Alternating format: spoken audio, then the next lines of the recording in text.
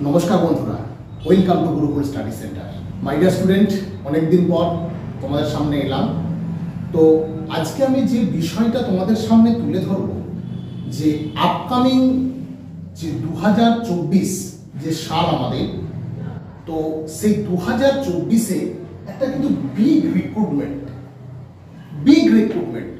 যারা technical student, যারা diploma বা বিটেক করেছো, ডিপ্লোমাদের মেকানিক্যাল, ইলেকট্রিক্যাল, সিভিল, ইলেকট্রনিক্স থেকে শুরু করে যারা আছো, এবং যারা জেনারেল স্টুডেন্ট অর্থাৎ মাধ্যমিক, উচ্চ মাধ্যমিক, গ্র্যাজুয়েশন যারা পাস করেছো বা মাস্টার ডিগ্রি যারা করেছো, এই দুই তরফ থেকেই কিন্তু একটা বিশাল সুযোগ এই 2024।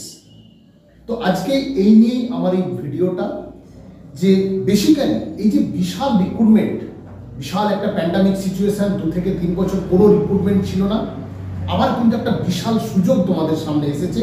তো সেই বিষয় নিয়ে আজকে আমি তুলে ধরবো যে কি ভাইটাল 10টা টিপস আমি তোমাদের দেব, যারা সত্যিকারের চাকরি পেতে চাইছো, সরকারি চাকরি প্রস্তুতি নিচ্ছ দীর্ঘদিন ধরে, তাদের জন্য কিন্তু এই টিপস অবশ্যই তোমরা কিন্তু যারা খাতা পেন নিয়ে বসতে পারো, আজকে একটু লিখে নিলে আমার মনে হয় তোমাদের ক্ষেত্রে ভাইটাল উপকৃত হবে।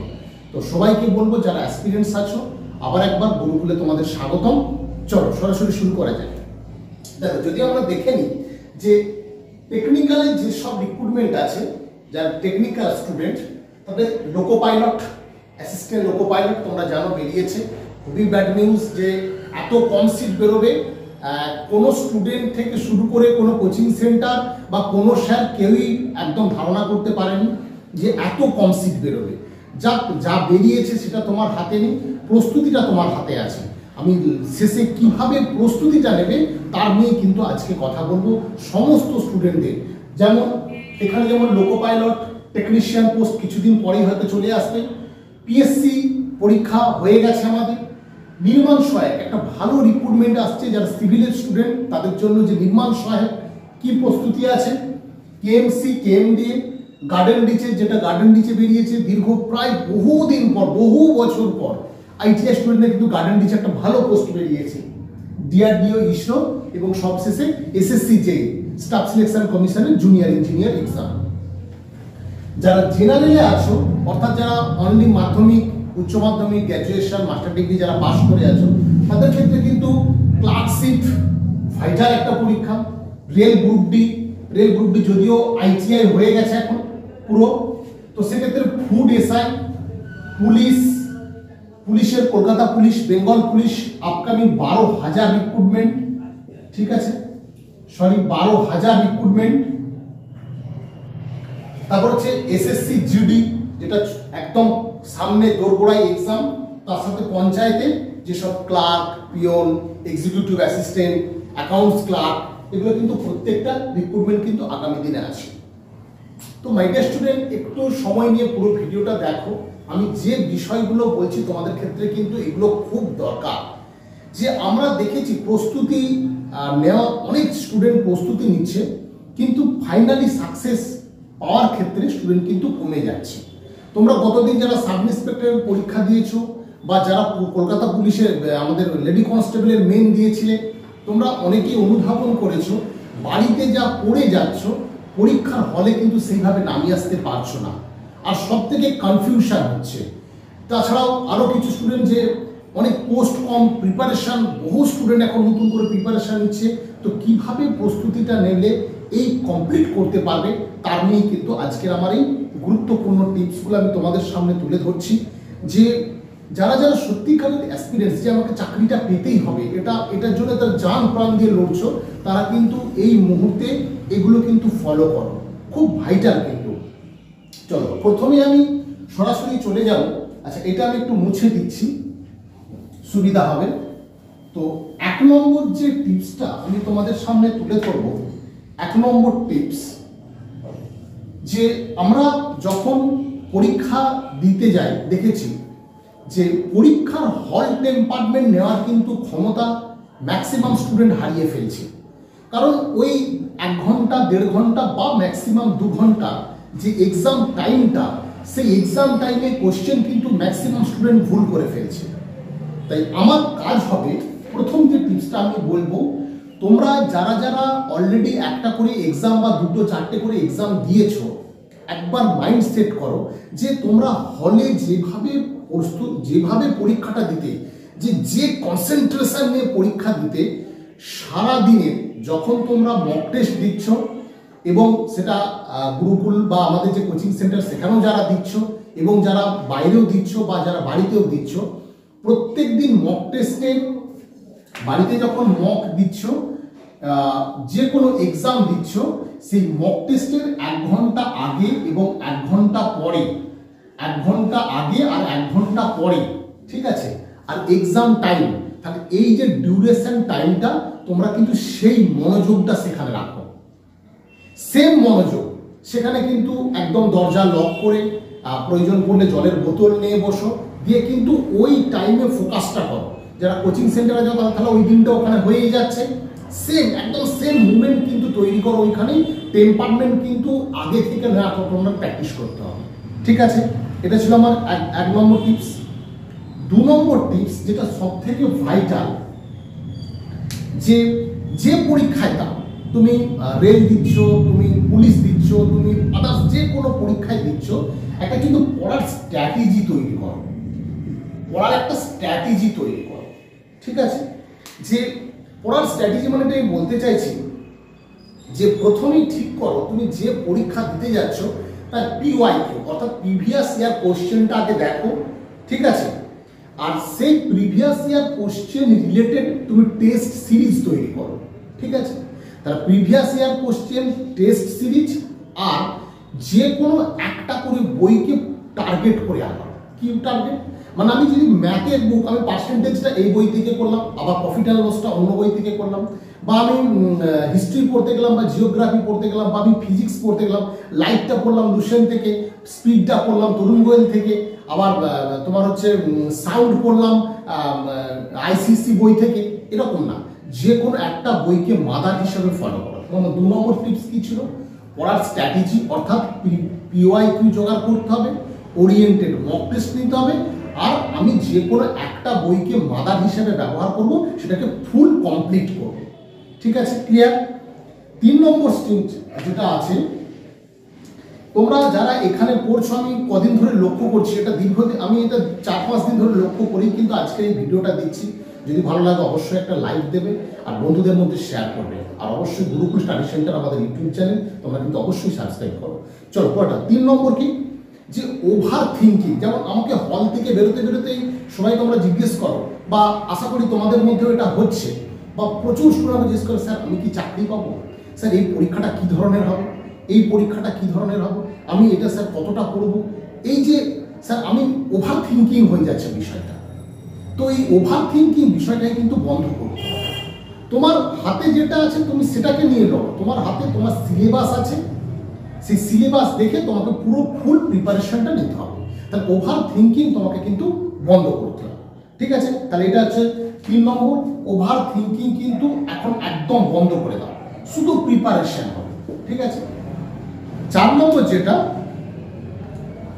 যে আমি মনে করি, যেটা আমি দীর্ঘদিন আমাদের স্টুডেন্টদের বলছি, গুরুকুলের সমস্ত টেকনিক্যাল এবং নন টেকনিক্যাল যত স্যার আছে সবাই বলেন যে তোমরা এই মুহূর্তে খুব ভাইটাল টাইম, 2024 হাজার পোস্টের রিক্রুটমেন্ট, 1% স্টুডেন্ট কিন্তু দেখা যায় পরীক্ষার্থী কিন্তু সাকসেস হয় সব দিক থেকে বিবেচনা করতে গেলে। তাহলে এই 1%-এর মধ্যে আসতে গেলে তোমাকে কিন্তু অন্য দিক থেকে অনেক ওয়ে চেঞ্জ করতে হবে। তা আমি বলবো, পড়ার সময় যখন পড়তে বসছো, অন্তত 2 থেকে 5 মিনিট একটু প্রাণায়াম করে নাও। শ্বাস নেওয়াটা, শ্বাস ছাড়াটা, একটু প্রাণায়াম 5 মিনিট করে। প্রতিটা ধরো ম্যাথ করবে, ম্যাথের আগে 5 মিনিট, জিকে পড়বে তার আগে 5 মিনিট, এবং জিআই বা এক্সাম তার আগে, অর্থাৎ সারাদিন এই 15টা মিনিট প্রতি সাবজেক্টের আগে একটু প্রাণায়াম করে নিয়ে তারপর তুমি পড়তে বসবে, ঠিক আছে? তাহলে অবশ্যই কিন্তু এটা তোমরা স্টার্ট করো, দেখবে নিজেকে অন্যদের থেকে একটু হলেও তুমি আলাদা বুঝতে পারবে, ঠিক আছে? প্রাণায়াম। তাহলে 3 নম্বর হলো। 4 নম্বর হচ্ছে প্রাণায়ামটা একটু পার ডে তুমি প্রতিটা সাবজেক্ট পড়ার আগে কিন্তু 2 থেকে 5 মিনিট এটা ব্যাকসিন। 6 নম্বর হচ্ছে, যেটা আমি সব থেকে বলছি, যে পড়ার একটা রুটিন তৈরি করা। আশা করি অনেকেই করেছো। পড়ার টাইমটা আমি কেন বলতে চাইছি, দীর্ঘ এই সময় ধরে আমরা এখানে যেহেতু আমাদের গড়িয়াতে, আমাদের গড়িয়া গুরুকুল স্টাডি সেন্টারে আমাদের পাশে প্রচুর মেস, তোমরা অনেকেই জানো বা যারা দেখছো ভিডিও, যদি আমাদের স্টুডেন্ট তো সবাই জানো যে এখানে প্রায় কয়েকশো স্টুডেন্ট আমাদেরই কিন্তু থাকে। তো আমরা সকালবেলা অনেকে রুমে রুমে মাঝে মাঝে যাই, যে দেখেছি যে যেসব স্টুডেন্ট একটু ভোরের দিকে পড়ছে তাদের কিন্তু সাকসেস রেটটা একটু বেশি। হ্যাঁ, তার মানে অন্য সময় পড়ছে কেউ পড়ছে, কিন্তু আমি যেটা বলবো তোমাদের যে পড়ার যে রুটিনটা তৈরি করেছো, আমি এর আগের দিন বলেছিলাম ওয়েটেজ সাবজেক্ট আর নন ওয়েটেজ সাবজেক্ট, ঠিক আছে? তো তুমি যে পরীক্ষাটা দেবে, আজকে এতগুলো যে পরীক্ষার কথা বললাম, যে যে পরীক্ষাকে টার্গেট করছো তার ওয়েটেজ সাবজেক্ট আছে আর নন ওয়েটেজ সাবজেক্ট আছে। তো ওয়েটেজ সাবজেক্টগুলোকে ভালো করে তৈরি করে নেওয়ার জন্য আমি মনে করি সকাল 5টা থেকে 8টা এই যে টাইমটা, বা যারা 4টে থেকে উঠে পড়ো, যারা আগে থেকে ঘুমিয়ে পড়ো আর 4টার সময় উঠে পড়ো, তাহলে 4টে থেকে 8টা এই যে 4 ঘন্টা টাইমটা ব্রেনটা কিন্তু পুরো শার্প থাকে, একদম ফ্রেশ থাকে। তো ওই সময় কিন্তু তুমি ওয়েটেজ সাবজেক্টকে পরীক্ষার জন্য নিতে পারো। যে তুমি রেল দেবে, রেলের জন্য কি ওয়েটেজ সাবজেক্ট আছে, পুলিশ দেবে, পুলিশের জন্য কি ওয়েটেজ সাবজেক্ট আছে, সেটা কিন্তু তুমি এই 4-5 ঘন্টার মধ্যে কিন্তু ফার্স্ট ওই সিচুয়েশনটা পড়ো, ওই প্ল্যানটা করে তুমি কিন্তু পড়াশোনা শুরু করো। বুঝতে পারছি ব্যাপারটা? তাহলে ওয়েটেজ সাবজেক্টকে তুমি কিন্তু সকাল মর্নিং এর মধ্যে কিন্তু কমপ্লিট করো, তারপর তুমি কিন্তু পরপর তোমার শিডিউল অনুযায়ী যেরকম যাচ্ছ সেটাকে কমপ্লিট করো, ঠিক আছে? এটা 6 নম্বর যেটা বলবো, 6 নম্বর বলবো রিভাইজ।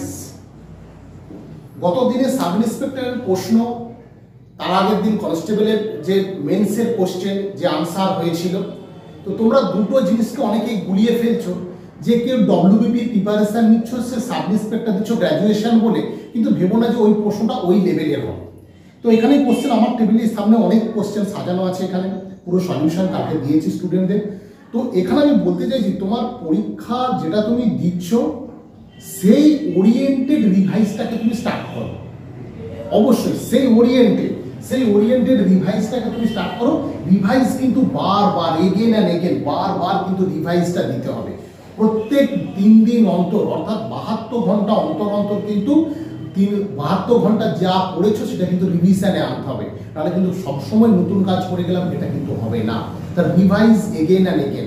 মাই ডিয়ার স্টুডেন্ট, আশা করি সবাই এগুলো নোট করে নিচ্ছ, একটা দেওয়ালে চিটিয়ে দাও, ফলো করো, একটু হলেও তোমার মধ্যে কিন্তু পরিবর্তন আসবে, আমি গ্যারান্টি দিচ্ছি। Revise again and again.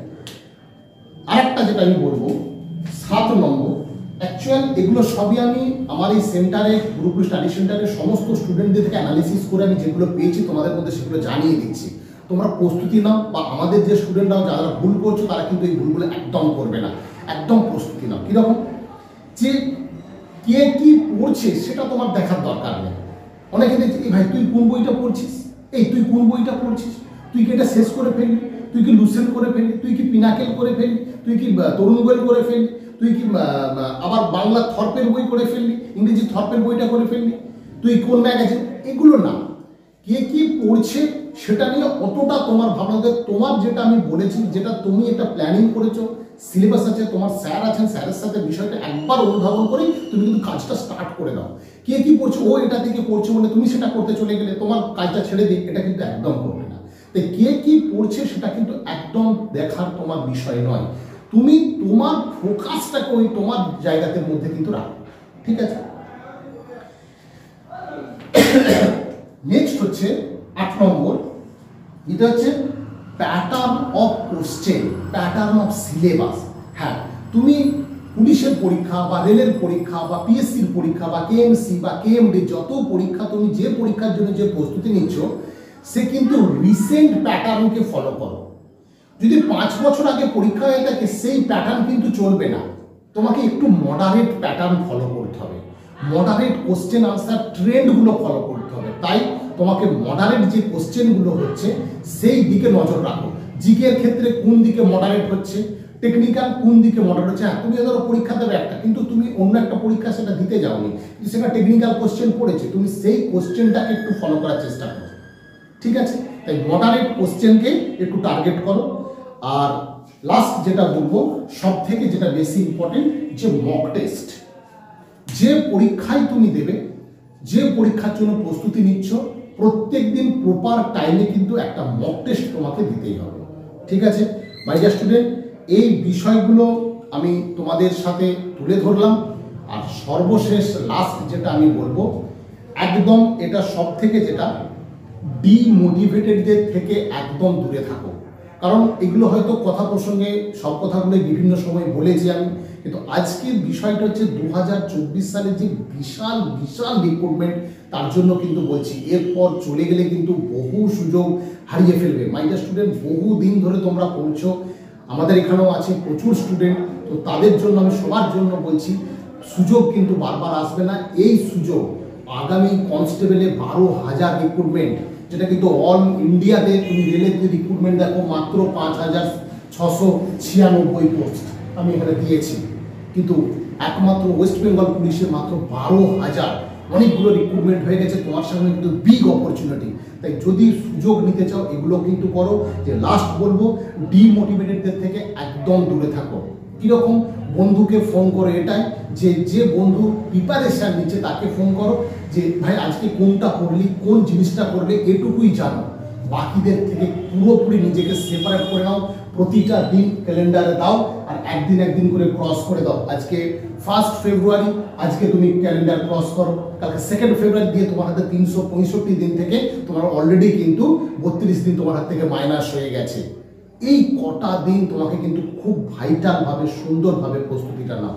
তো মাই ডিয়ার স্টুডেন্ট, যদি ভালো লাগে ভিডিও অবশ্যই লাইক করবে, আর আমাদের গুরুকুল স্টাডি সেন্টার সাবস্ক্রাইব করো। সবাই ভালো করে প্রিপারেশন নাও, একটা মিনিট টাইম নষ্ট করো না। এবছর খুব খুব ভাইটাল সুযোগ। আর যদি গুরুকুল স্টাডি সেন্টার আমাদের প্রিপারেশন নিতে চাও, টেকনিক্যাল এবং নন টেকনিক্যাল সব ব্যাচ এখানে আলাদা আলাদা করে পড়ানো হয়। সমস্ত স্যার অ্যাভেলেবেল টিচার। স্যাটারডে আর সানডে এবং ওয়েডনেসডে 3 দিন আমাদের ক্লাস হয়, সকাল 10:30 থেকে বিকেল 5টা। এটা গুরুকুল স্টাডি সেন্টার গড়িয়া স্টেশনের কাছে এটা অবস্থিত। গড়িয়া স্টেশন অর্থাৎ কলকাতা সাউথ 24 পরগনা, একদম যাদবপুরের পাশে গড়িয়া স্টেশন। ঠিক আছে, এখানে মেস আছে, তোমরা মেসের থেকে পড়াশোনা করতে পারো, কোনো অসুবিধা নেই। ঠিক আছে, যদি ফোন করতে হয় বা কল করতে চাও 9874074233, এতে হোয়াটসঅ্যাপ এবং কল দুটোই আছে, তোমরা কিন্তু যোগাযোগ করে নিতে পারো। ঠিক আছে, আজকে এই পর্যন্তই। আগাম বেস্ট অফ লাক। ভালো করে প্রস্তুতিটা কিন্তু তোমরা শুরু করো, এই রুলগুলো মেনটেন করে এখন থেকে স্টার্ট করো। ঠিক আছে, আজকে এই পর্যন্তই। প্রত্যেকে ভালো থাকো।